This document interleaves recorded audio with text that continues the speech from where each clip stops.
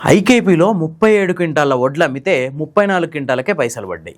ఇదేంది అని అడిగితే సమాధానం చెప్పేటోడు లేడు. నల్గొండ జిల్లాకు చెందిన ఒక రైతు తన పంటను తీసుకెళ్లి ఐకేపీలు అమ్మిండు. 41.2 కిలోల బరువు ఉన్న బస్తాలు 90 బస్తాలు కాంటా వేసి మిల్లుకు తోలిండు. ఆ మేరకు ఆయనకి బిల్లు కూడా వచ్చింది. అంటే ఈ లెక్కన 37 క్వింటాల వడ్లు అమ్మినట్టు లెక్క. 41.2 కిలోల బస్తాలు 90 అంటే 41.2 ఇంటూ 90 అంటే 3700 కిలోల పైనే అవుతాయి. అంటే 37 క్వింటాల వడ్లైనవి. ఈ 37 క్వింటాల వడ్లైనట్టు ఆయన దగ్గర రసీదు కూడా ఉంది. కానీ ఆయనకు బిల్లు పడేసరికి 34 క్వింటాలకు పడ్డాయి అని చెప్పి అఫీషియల్గా మెసేజ్ వచ్చింది. మరి మిగతా 3 క్వింటాలు ఏమైనాయి అని అడిగితే ఐకేపీలో సమాధానం చెప్పేటోళ్ళు లేరు. కనీసం ఆ వచ్చిన మెసేజ్లో మిగతా 3 క్వింటాలకు ఎందుకు కట్ చేసినాం అనేది కూడా వివరించలేదు.